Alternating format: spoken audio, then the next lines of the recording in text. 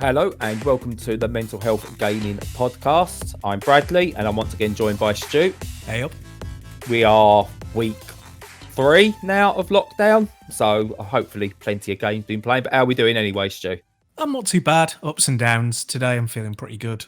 The sunshine on a frequent basis always helps, because if it was typical British weather, things would be a lot worse. But as it is, not too bad. So as soon as lockdown ends, it's going to start pissing down, basically. Absolutely. On the dot. Yeah, it's going to be literally announced, right, you can all go outside. Oh, no, I think we'll stay in. Yep. Get that Scrabble ready. Yeah, I've had probably the first day since it's all started where I've been... I've had a really lazy morning. I don't know what happens at the time, but a partner was in all over Easter weekend. She was on call, so didn't actually have to go out for work. So she was out. She was here, sorry. So we done a few little family bits in the house, went on a couple of family walks, got the shopping as we needed to do. But today was like she's gone back to work, so she would have left at about 6:30, 7 in the morning. 10 o'clock, I think I woke. And it's the first time I've had one of those proper lazy student-esque mornings. The kids both slept in. I slept in. I kind of woke up and went, oh, bloody hell, I've got another podcast to record now. I better get up. But I'm impressed. It's the first time I've had a morning like that since it's all started. I thought that I'd be having a few more of those. Yeah. But yeah, no, there's that.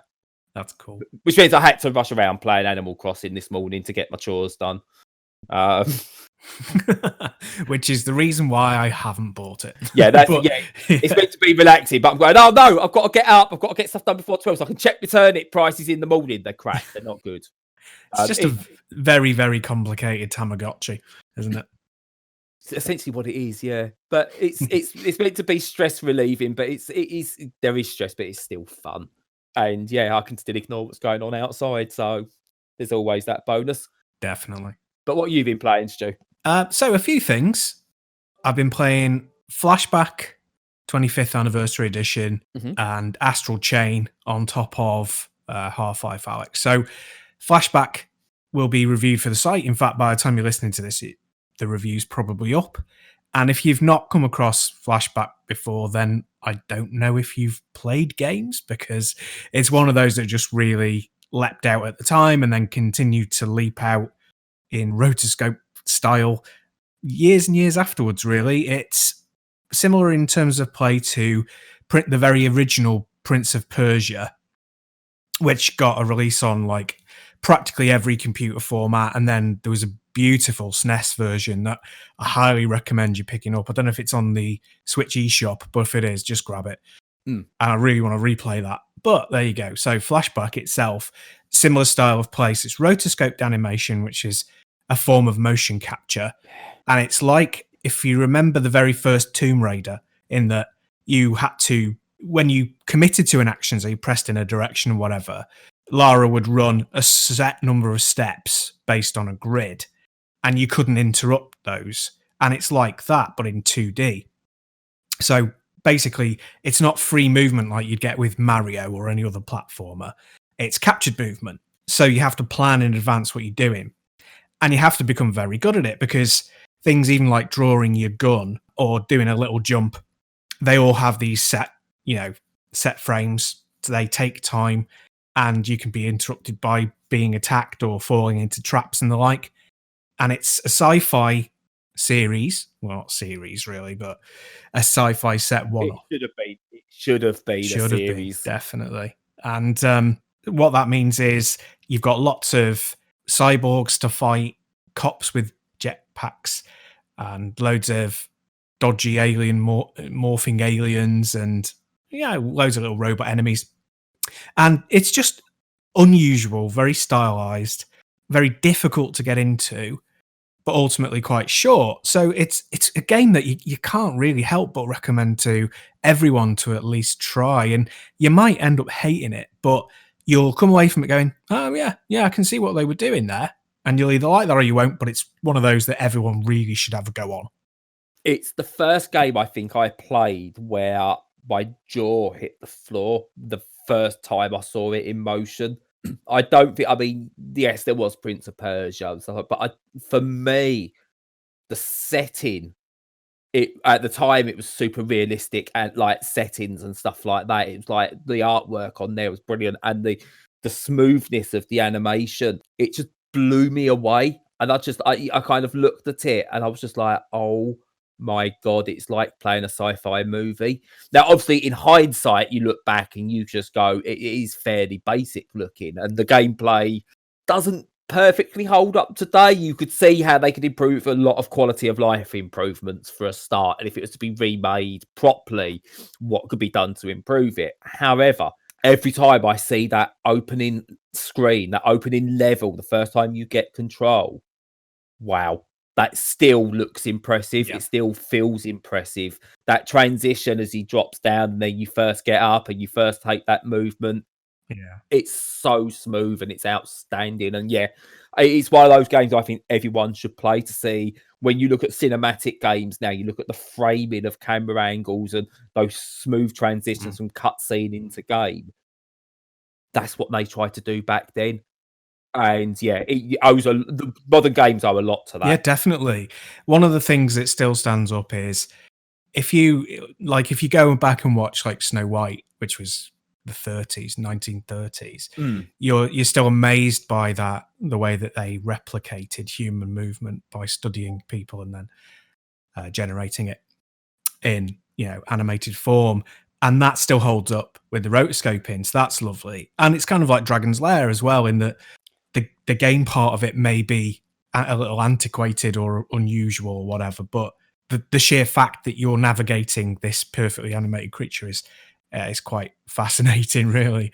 And yeah, to go back to what you said about quality of life, this anniversary edition, the biggest feature it's introduced is a rewind. So depending on the difficulty level you choose, you're given a certain amount of time on a counter, and you can rewind in real time if you die and just redo that section. And you would think that just made it really simple, but it doesn't, because A, you've only got a limited amount you can use, and B, the scenario you're in could be really, really tricky and not necessarily easy to get out of, even if you do a little bit of rewinding. But it helps so much, because the biggest criticism I think you could ever level at the game is that the save points are ridiculous. They're miles apart, and you can't save anywhere. And yeah, that was a massive blocker for modern audiences. So it overcomes that. Yeah, back then you only had maybe one or two other games that you had in your collection, let alone on the go. So you didn't mind going through it again. But yeah, today, that had put a lot of people off. So yeah, but no, there's that. I've been playing New Super Lucky's Tale, and yeah, wow, that's a game. First heard about that when it was a VR exclusive, and people were like, "Yeah, it's all right. Suppose it shows what you can do." Then it got released on the Xbox as a timed console exclusive, I suppose it was, and people kind of went, eh. So I kind of got put off by it. And then I heard about, obviously, New Super Lucky's Tale coming to the Switch. I played it a bit on the Xbox, and it wasn't great, in all fairness. So I'm playing it on the Switch because my son really wanted to play it as well. And wow, it takes almost the essence of a good Mario game, realizes what makes a good Mario game, and then does its own thing with it. The controls are really tight. The level design is considered, and it's designed around making it a fun experience to play. Lucky, I think, is a lovely character. He's got such personality. And it's almost as though if someone had said to you, if you put Mario in that and said, this is a first prototype version of Super Mario Odyssey, but this is how we improve, and then showed you Odyssey as the improvement on that, that's where New Super Lucky's Tale is.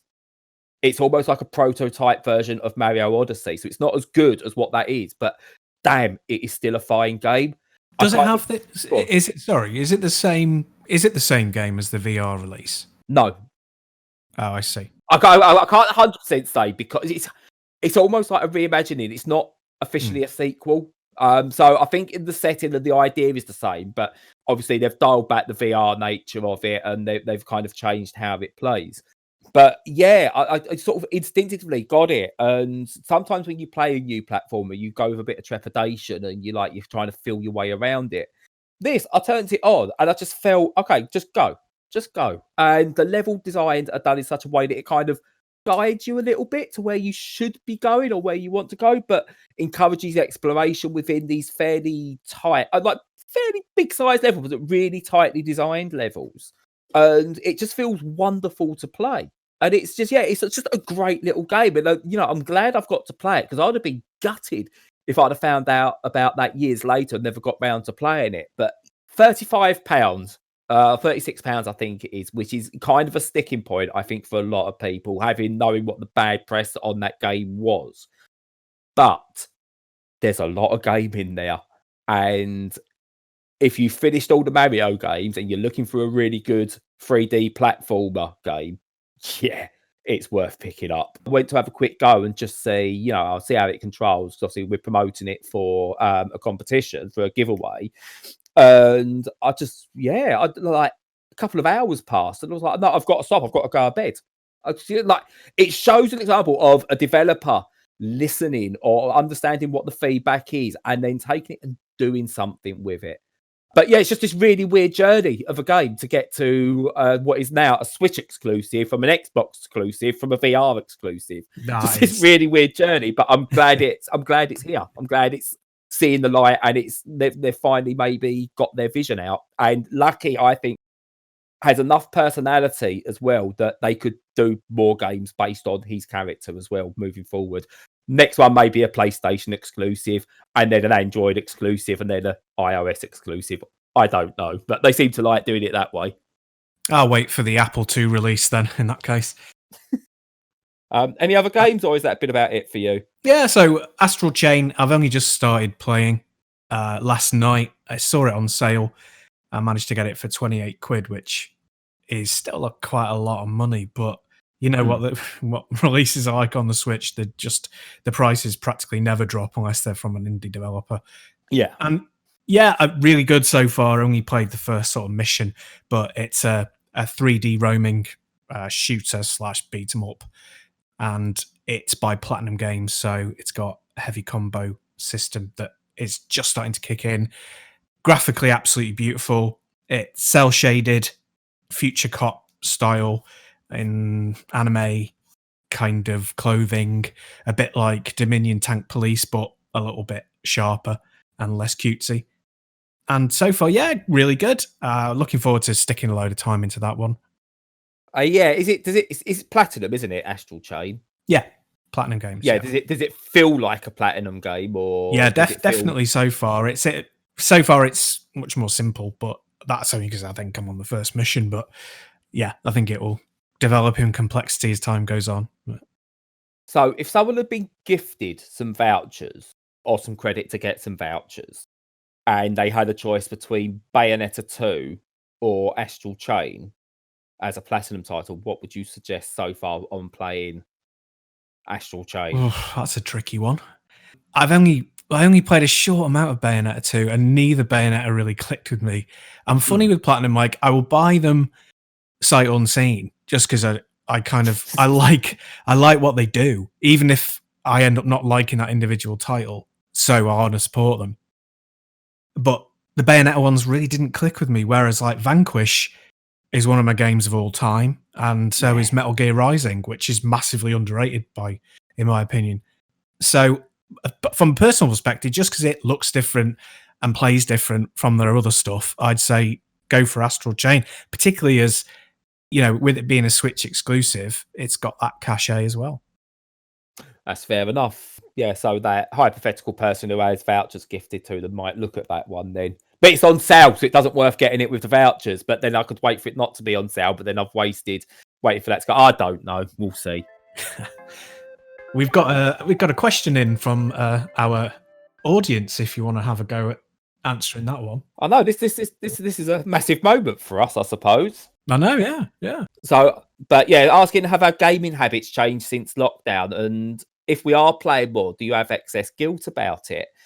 Now, it's an interesting question because I would often have guilt before this about playing games. in a way that if I decided to pick up something and play for an hour during the day when I know I've got a deadline approaching, but I'm okay on it, I'd feel guilty about not finishing all my work before doing it, but taking the break to play. Or if I wanted to play late at night, because my partner's gone to bed, that, oh God, I'm going to go to bed after her. I'm going to disturb her as I get into bed, or I might wake the kids or something like that, you know, and I fear that. So I'd feel guilt there. Or if I wanted to play, used to be when I used to play multiplayer with friends from forums and stuff like that, I'm taking TV time away. So there was guilt there. Whereas now I'm playing a lot more, but because my work's just completely dried up and I can concentrate on this, I'm picking up the Switch and I'm playing whatever for 10 minutes, half hour, an hour, even a couple of hours. And there's no guilt for me. I'm playing a lot more and the guilt's gone because I feel that I've been given the justification to play more. And that's great. I don't care that I don't feel as productive. Well, yeah, and the World Health Organization said, you know, stay in, play video games. That's good enough for me. But yeah, I think it definitely depends on your private situation as well, like how your partner reacts to stuff. And my wife loves games. Like, even if she doesn't play them all the time, she loves their existence. She loves the fact that people get into them and enjoy them. She just likes people's habits and hobbies that bring them happiness, you know.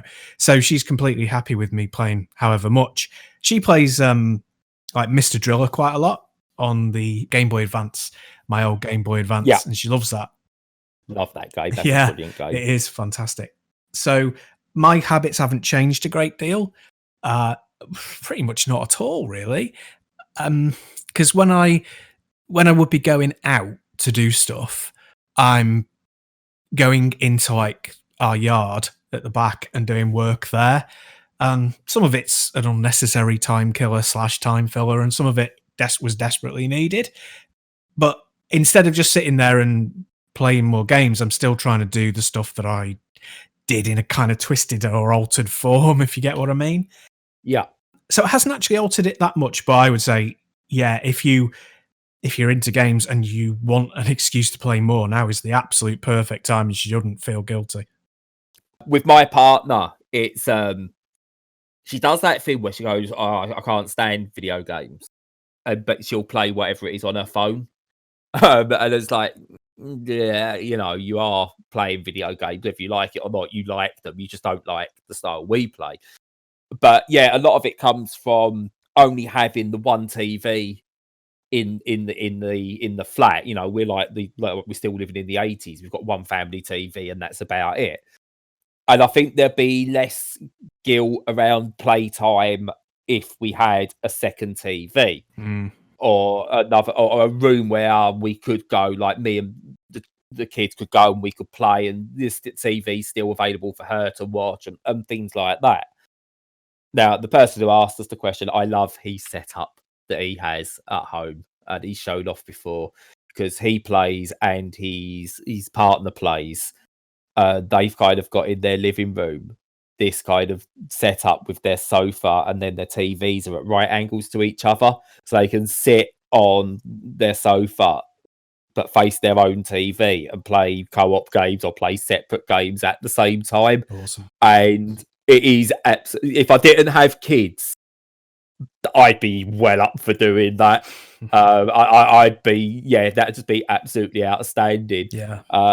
It's kind of one of those moments of, I'm jealous I have, gutted I have kids at times, because that sounds great. My wife, like I said, she likes the whole game thing, but at the same time, she wouldn't want it that I just disappeared off to play games in a separate room for hours and hours, and neither would I. So I've got a monitor, just a regular monitor that I have next to the sofa. Just prop it up on the table and connect my consoles / PC to that, and the TV's in the background by the wall where TVs always are, where all your furniture points at, and next to the sofa, right up close, is my monitor, and it doesn't impede on her, but we can both do what we want, and that's a brilliant situation. If you can afford it, like, you can get monitors for practically nothing off eBay, do it, because it's a really good way of fitting in more gaming. Yeah, it's something I would be looking at if I could. I would do and try and look for a setup was to get like the cheapest 4K monitor I can get, because if we've got a PS4 Pro, so you want to kind of make use of it to a degree. And with the new consoles coming, they're all going to be 4K and everything eventually. So ideally, I'd like to get maybe, I don't even know what size I'd need, because you'll be sitting closer to it than you are the TV anyway. Yeah. So I'm going to say what, a 21 inch or something like that would be. I would honestly say, yeah, I would recommend 21, and I would say don't even bother with 4K. At those sizes, it just, for me, just doesn't make any difference. I would go for 1440p max, but I would even go down. I use 1080p monitors. I use them at higher refresh rates. So, I've got a 75 hertz one, but in the future I'll get 144 hertz. And it, to be honest, I find that the sweet spot. And I believe, I don't have the pro versions of the PS4 or the Xbox, but I believe you can choose to sacrifice frame rate for resolution. Yes. And I would always go for frame rate over resolution. So I would recommend getting a cheaper 1080p monitor and just sticking everything on 60 frames per second if you can. That's a fair point. Stop giving me decisions to make. So, there you go. I'm just dictating your life for you now. Yeah, I've got to start camgelling again now to get the to start getting the prizes sent to me so I can get one. Right. But yeah, so yeah, no, thank you for that. That was a really good question. It's for me, obviously, Stu, not much change, but for me, more playing time and less guilt. So yeah, I hope that answers that question. Something that was suggested to me a couple of weeks ago, and due to circumstances, I didn't get to answer it. There was a discussion on our Discord server that then brought up the idea of gender identity, and not in the traditional way of someone feels like a woman stuck in a male's body, so they look at changing their sex and stuff like that, changing their gender. More, what is a gender normality? And where do you fit in that? And I look back at my life and realize a lot of my issues come from not identifying with any particular set group. Now, this isn't a coming out talk or anything like that. I've never sort of been fully laddish or anything like that, so I've never fit into that group, but I am a straight white male. I'm fairly effeminate in a lot of areas, but then quite masculine in others. Yet, with other parts of my life, I fit in neither of those. And it is really confusing to know where you fit. And looking at how gender is described these days, it is looking at, where do I actually fit? Because my sex is, I'm a man, I'm male. I don't feel like I'm female, so I don't identify it as a woman. But I am male, and that's what society's told me. That's how I feel. But I can't get in with a lot of the norms of what it is to be a man. A lot of my closest friends and my best friends are women. That's something that's always been. I find it a lot easier to talk to women. But at the same time, I still have the sexual desires of a man. And, I've been quite leery at times because, again, the age was brought up in, we knew, knowing no different. But I'm happy to say that at the same time that I've looked at women, whether it's strangers, whether it's people I know, and just gone, I really, really like you in that way. There is that. But yeah, not being able to identify 100% with a particular gender, it's really confusing. Right. And I think a lot of that is, I don't know if you agree, but it's just a ridiculous construct. There's no reason why anyone should have to behave in any particular way. Like, what I was thinking was, say you go out with a friend and you meet somebody, and that person you may find to be a really, a great individual, and you're like, oh, they're going to be a good friend. I want to be that person's friend. And then, obviously you see them again and it's great. On another occasion, you might meet somebody and you get on with them really well and you're really attracted to them. And you pursue them and you might hook up or you might not. Now, whether person A was a man or a woman or person B was, what difference should that make? It shouldn't make any difference whatsoever. none of it should matter. And you get rid of so much of that concern, like you were saying about, Yeah. Whether what you were doing was a manly thing to do or whether it was a feminine thing to do. It would just be, you'd be connecting with people on a human level. Does that make sense? It does. Now, on the purely sexual side of things, I personally believe that we are all, every single one of us is pansexual. Either you try and deny it or you don't know it yet, because you don't know, whoever you meet, you don't know how you can be attracted to that person. Doesn't matter who they are, how they identify. And it just so happens, the person I fell in love with is a woman. But I'm more than happy to admit I've found men attractive. I've known someone as well who is transgender, and I've got on really well with them. And they was a really attractive. And I know it shouldn't all just be about physical looks, but there's, I've never been one to go, oh, no, what? That really doesn't matter to me. Now, I am more sexually attracted to women, but for example, I can quite happily turn around and go, we've had the fun discussion, as people do. Like, if you had to have sex with a man, who would it be? And I just literally turn around without a breath and go, Chris Pratt. If we're going celebrities, it's Chris Pratt. There you go. And people go, oh, how can you say that so quickly? I said, well, because he's an attractive guy.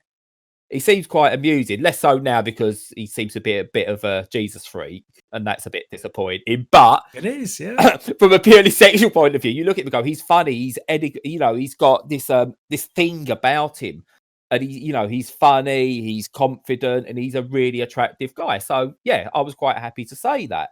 And people go, oh, what? Yeah, of course my partner knows. I'm not saying that I'm going to actively pursue Chris Pratt and try it and whatever, but if the situation arose, yeah, why not? Doesn't bother me. So there's that. But I mean, that's purely on the sexual side of things. The thing that gets me, and this is where I find my confusion, I'm part of a WhatsApp group for the football coaches, my son's football team.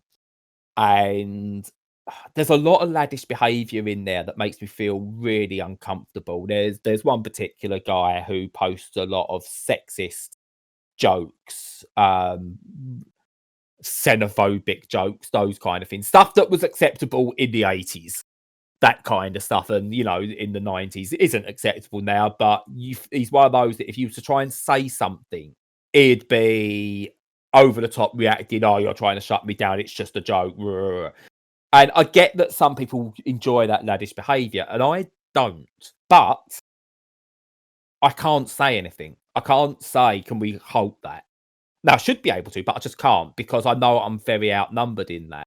I got called, what was it?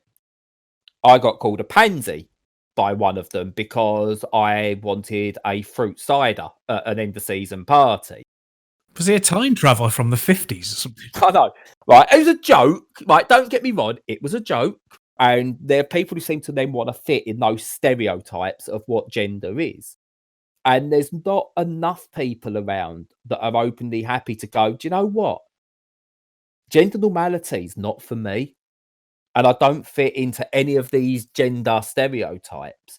We're still in a society, no matter how much we're progressing, where you've got to pigeonhole yourself. And even if you break free of that and you go for what is, I suppose, people describe as the alternative lifestyles, you are still pigeonholing yourself into that alternative. So you can't just be all of it. You have to be something. And for someone like me who doesn't fit into any of it, it's scary. And that's why one of the reasons with my mental health, I think I lack so much confidence in any group, and why I struggle to fit in any one group, whether we're out, whether it's on a social network or anything. It's frustrating, and it's one of those things. I know I can't be the only one who fits in all that. Who feels that? Yeah, and there's got to be others. Yeah, people are varied. The reason we don't all have like 15 million friends who we're close to, and we only have a small handful who we really genuinely trust, is because they tend to have that variety, and they chime with us on that level. Because you won't accept somebody into your life who's going to be bigoted or exclude certain aspects of your character, because that's just not good for you. So yeah, no, I agree with that. Yeah. And one of the ways I think was described it, my partner, she's very okay with all stuff like that. She's, we'll discuss quite a lot. We're quite open with each other with things like that.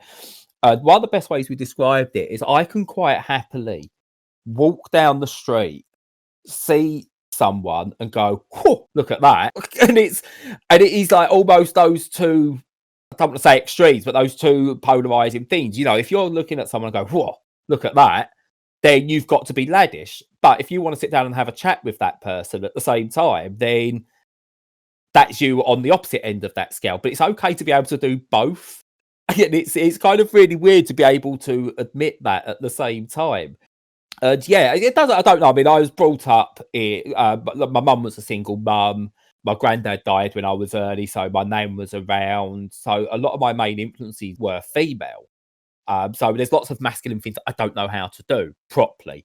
And if anyone's seen my videos, this might not be a shock, but I don't know how to shave properly because no one's ever taught me.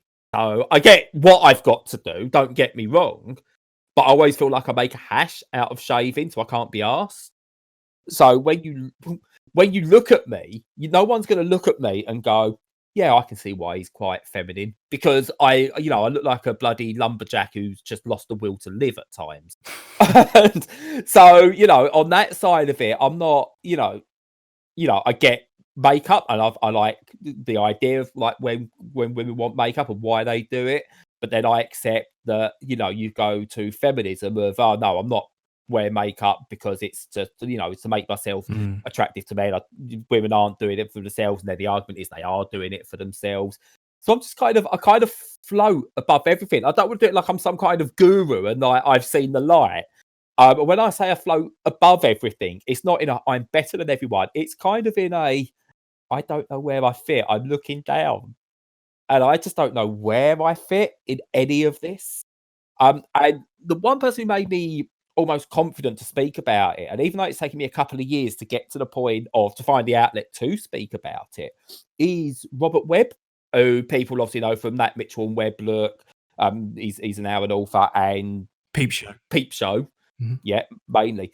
And he wrote a book about he struggles with gender identity and gender normality. And a lot of what he said rang true.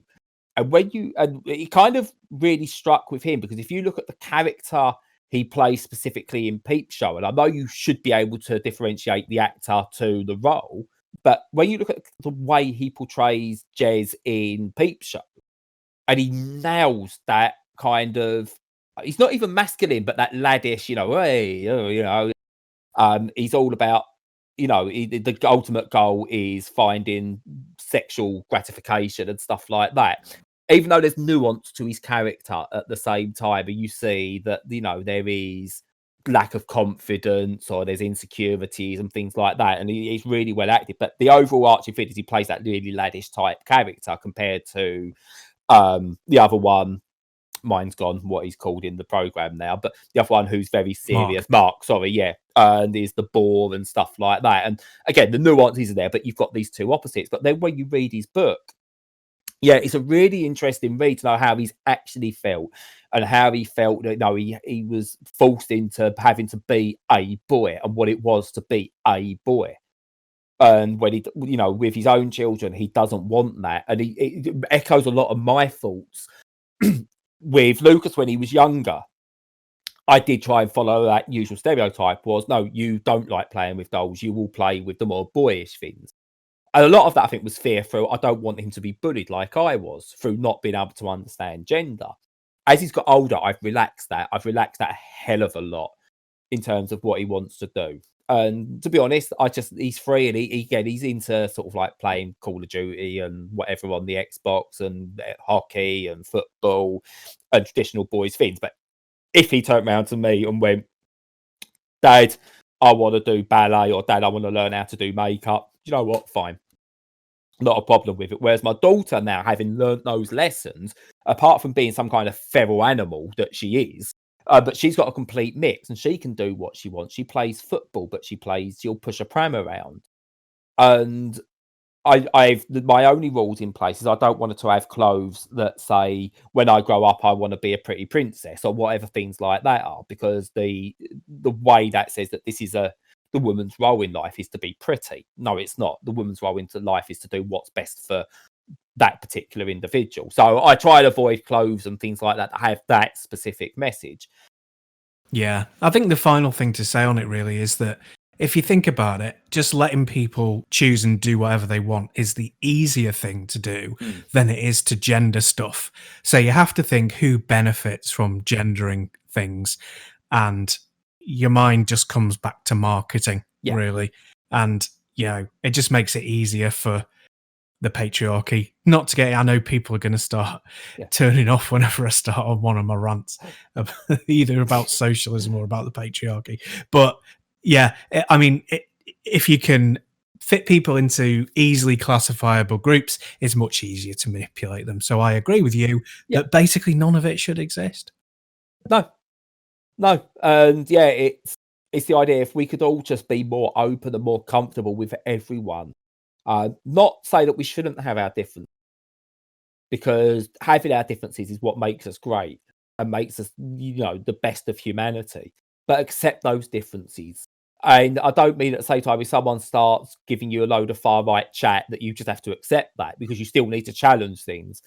But in terms of what leads to, as you said, like suppose the capitalist nature of these pigeonholing ideas and categories, they need to be forgotten. But yeah, no, I'm not going to go. We don't want to go too political. But yeah, it's just one of those weird things that I've, over the past 5 years, I would say that I've become a lot more comfortable with being able to admit that, yeah, I'm a man, but I'm not a man at the same time. It's like, there's that. Yeah, excellent. So obviously, to finish, just to cover a few bits on the site, if you haven't looked yet and you delve into our top menu on the site, you'll be able to see some film reviews that come from Ben. He pops those in when he can, and he's a really good writer. He's better than me. He's got a really good style. So give those a read. You'll come across some bits maybe you haven't watched before, and he does a good job of telling you that, do you know what, they are worth watching. There's going to be now, we had a run of a lot of games coming, so there was a lot of game reviews coming in, but it's all slowing down, so there's going to be a few more articles. Some might cover stuff we've chatted on the podcast, others will delve into a few other things. If you want to contribute or you've got anything you want to write, let me know. Let us know via Twitter, come onto our Discord, email us, anywhere really. And if you want to write something because you want to get something off your chest, or you've got something you want to get out there, we've got a space for you. We're not going to say, right, you started writing for us, so you've got to write for us more. If it's a one-off thing you want to do, that's fine. If you want to review games only, or you want somewhere just to get something off your chest regularly, let us know. We'll find that. The idea is to build this community and to normalize the discussion, as we've tried doing before. So yeah, please, whatever you feel you want to do, ask us, and we are there for you in whatever shape or form that is needed. Anything else to add, Stu, before I try and sign off? Not a great deal, really. Only that, I think people should be staying safe, and I'm sure they are. But yeah, carry on staying safe. Stay as mentally well as you can. It can be really difficult in these sorts of situations. But forgive yourself when you feel bad, and do whatever it is that's non-harmful to others that makes you feel better. Yeah, perfect. So, usual Discord channel, links are in descriptions and stuff. Patreon can now support us directly on SoundCloud as well. But I've been Bradley. I've been joined by Stu. Stay safe, and we'll see you again next time.